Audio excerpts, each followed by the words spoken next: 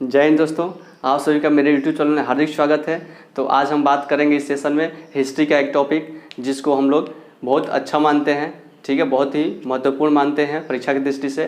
तो चलिए आज बात करते हैं हम लोग मुग़ल सल्तनत की, है ना, मुग़ल साम्राज्य की, जो दिल्ली सल्तनत के अंतर्गत आता है।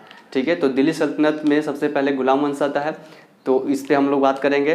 तो इससे पहले हम लोग गुलाम वंश की बात करें तो गुलाम वंश से पहले थोड़ी हम लोग क्या करेंगे और पीछे जाएंगे, जिससे अच्छे से कंसेप्ट क्लियर हो जाए, है ना। तो चलिए बात करते हैं हम गुलाम वंश से पहले गौरी राजवंश जिसको बोलते हैं इंग्लिश में गौरी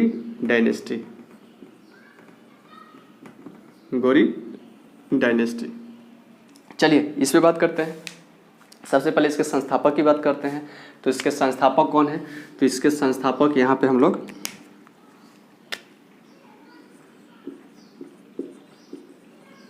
इसके संस्थापक हैं अलाउद्दीन जहांसोज। ये अलाउद्दीन जो जहांसोज होता है ना, ये अपने शासनकाल में अपने भतीजों को ही क्या करता है, कैद करके रखता है। ठीक है, तो इनके भतीजों का क्या नाम है, चलिए देखते हैं। इनके भतीजों का नाम होता है, इनके भतीजा का नाम होता है, पहले का होता है ग्यासुद्दीन गौरी, उसके बाद मोहम्मद गौरी। आई बात समझ में? ग्यासुद्दीन गौरी और मोहम्मद गौरी। चलिए आगे बात करते हैं। जब अलाउद्दीन जहांसोज ये इन दोनों को क्या करता है, कैद कर रखता है, और उसके बाद जब इसकी मृत्यु हो जाती है तो इसकी मृत्यु हम लोग पढ़ते हैं 1161 के लगभग। ठीक है, इसकी मृत्यु कब होती है? 1161। चलिए उसके बाद आता है, तो इसके बाद आता है सैफुद्दीन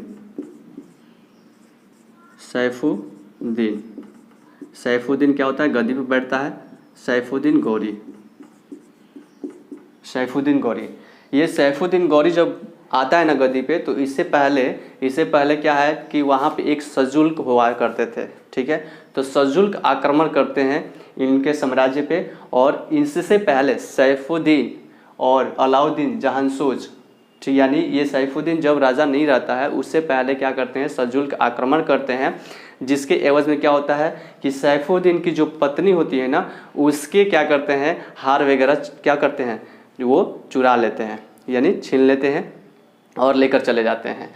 जब ये राजा बनता है ना सैफुद्दीन गौरी, तो ये क्या करता है कि वहाँ के स्थानीय जो अपने साम्राज्य के स्थानीय जो सरदार है ना, उसके गले में देखता है वो, यानी इसकी पत्नी का जो जेवर था वो जब ये राजा बनता है तो वो देखता है क्या कि मेरे जो साम्राज्य में जो स्थानीय जो सरदार हुआ कर रहा है वो अपने गले में बांधा हुआ है।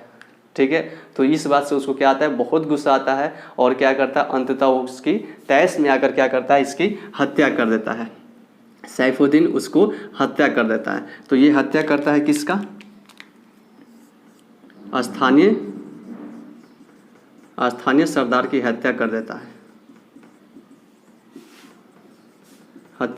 है। क्यों करता है? क्योंकि इसकी पत्नी का क्या हुआ था, ये सब सजुल्क जो आक्रमण किए थे, इसके पत्नी का हार लेकर चले गए थे, और वही हार क्या किया था, ये स्थानीय सरदार अपने गले में पहन रखा था।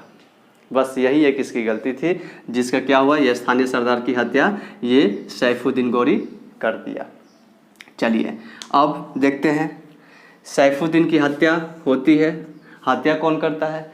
तो सैफुद्दीन की हत्या करता है ये स्थानीय सरदार की जो भाई लोग रहते हैं, वो क्या करते हैं, आगे चलकर और टारगेट करते हैं किसको, सैफुद्दीन गौरी को, कि इसने मेरे भाई को मारा है तो मैं भी इनको देख ही लूँगा। तो क्या होता है, अंततः समय बीतता है और फिर से स्थानीय जो सरदार होते हैं, जो इसकी हत्या कौन किया रहता है, सैफुद्दीन गौरी, इसी के भाई ने क्या करता है, इसकी हत्या कर देता है। ठीक है, इसकी हत्या कर देता है। सैफुद्दीन की हत्या कौन करता है यहाँ पे, तो सैफुद्दीन की हत्या स्थानीय सरदार के भाइयों के द्वारा हत्या कर दी जाती है, कर दिया जाता है। किसकी? सैफुद्दीन की। सैफुद्दीन यानी सैफुद्दीन गौरी क्या करता है? स्थानीय सरदार की हत्या करता है और स्थानीय ये जो सरदार होता है उसके भाई इसको निपटा डालते हैं। ठीक है, यानी टिट फॉर टैट। चलिए उसके बाद आगे बात करते हैं। तो इसके बाद आता है कौन? तो इसके बाद आता है यही गियासुद्दीन गौरी, जो मोहम्मद गौरी का क्या होता है? भाई होता है। क्या होता है? मोहम्मद गौरी का भाई गियासुद्दीन गौरी क्या होता है? शासनकाल में आता है गियासुद्दीन गौरी। और गियासुद्दीन गौरी जब आता है ना, तो गियासुद्दीन गौरी जब आता है, कब आता है? तो ये आता है 1202 में। ठीक है, ये आता है 1202 में। और 1202 में दोनों भाई बहुत अच्छे से क्या करते हैं? साम्राज्य को चलाते हैं। गियासुद्दीन गौरी गद्दी पे बैठता है और उसके बाद से जो मोहम्मद गौरी होता है इसके शासनकाल को क्या होता है? बहुत अच्छे से क्या करता है? विस्तार करने का काम करता है और अच्छे से चलाता है। ठीक है, जब गियासुद्दीन की मृत्यु होती है तो गियासुद्दीन की जब मृत्यु होती है तो गियासुद्दीन की मृत्यु के बाद कौन आता है? मोहम्मद गौरी। कौन आता है? मोहम्मद गौरी। गियासुद्दीन के बाद मोहम्मद गौरी आता है। अब हम लोग स्टार्ट करेंगे यहाँ से मोहम्मद गौरी पढ़ना हम लोग स्टार्ट करेंगे। तो पहले इसको देख लेते हैं, रिवीजन कर लेते हैं कि गौरी राजवंश जिसको गौरी डायनेस्टी इंग्लिश में बोलते हैं, इसके संस्थापक अलाउद्दीन जोहानसोज है, जो इनकी हत्या ये 1161 में क्या होते हैं? मर जाते हैं। और सैफुद्दीन गौरी ये अपने शासनकाल में अपने भतीजों को क्या करता है? गियासुद्दीन गौरी और मोहम्मद गौरी को कैद करके रखता है। उसके बाद सैफुद्दीन जो गौरी होता है ना, तो सैफुद्दीन गौरी क्या करता है? ये अपने स्थानीय सरदार की हत्या कर देता है। क्यों करता है? क्योंकि उसकी पत्नी का जो हार है ना वो ये राजा ये जो सरदार था वो अपने गले में पहन के रखता है। किसके द्वारा छीना गया था? जो सजुलक जो आक्रमण करते हैं उन्हीं के द्वारा उसके पत्नी का हार छीना जाता है और यह स्थानीय सरदार वो पहना रहता है, जिससे वो क्या होता है? गुस्से में आकर उसकी हत्या कर देता है। और इसकी हत्या कौन करता है? तो इसकी हत्या स्थानीय सरदार के क्या होते हैं? भाइयों द्वारा कर दी जाती है इसकी हत्या। चलिए उसके बाद से गियासुद्दीन गौरी आता है। तो गियासुद्दीन गौरी आता है तो क्या करता है? अपने भाई को साथ में लेता है और इसका भाई क्या करता है? बहुत अच्छे से इसके राज्य को साम्राज्य को विस्तार करने का काम करता है। बहुत से आक्रमण से क्या करता है? इसको बचाता है। यानी एक भाई जैसा होना चाहिए वैसे वो क्या करता है? फर्ज निभाता है। बिल्कुल धोखा नहीं देता है ये मोहम्मद गौरी। ठीक है, तो ये इतिहास हम लोग इसलिए पढ़ते हैं कि हम लोग ये इसलिए नहीं पढ़ते हैं कि हम लोग को सिर्फ डेट वगैरह याद रहे और जाकर हम लोग एग्ज़ाम वगैरह में अच्छे से उसको रट करके और ये कर लें। इतिहास हमें बल्कि ये क्या सिखाता है कि इतिहास हमें ये सिखाता है कि हमारे जो पूर्वज यानी जो हमारे जो पीछे थे पूर्वज, वो किस तरह से कौन से नियम अप्लाई करके राज किए हैं। ठीक है, उनसे क्या हमें मिला।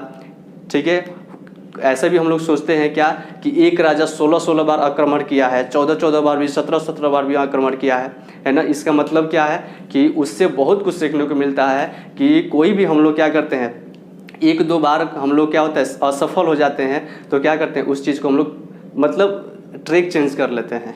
लेकिन कहीं ना कहीं इस चीज़ को हम लोग ये नहीं समझ पाते हैं कि नहीं, अभी हम लोग धैर्य के साथ काम करना चाहिए और कहीं ना कहीं और अधिक मेहनत करना चाहिए। अब सोचिए जो राजा 16 बार आक्रमण किया है, यदि वो 5वीं बार में हार गया रहता कि नहीं छोड़ो अब हमसे नहीं होने वाला है, तो क्या होता कि वो 16 बार में तो नहीं जीत पाता ना। यानी होता है ना कि जो चाबी का गुच्छा होता है ना, उसमें लास्ट जो चाबी होता है ना वो ताले को खोल देता है। तो इसलिए कब कैसा सिचुएशन आ जाए, कैसा समय आ जाए, छोड़ के नहीं भागना चाहिए, लगे रहना चाहिए। तो इतिहास हमें ये भी सिखाता है। तो चलिए इस पे बात करते हैं ये आपका गौरी राजवंश खत्म हुआ।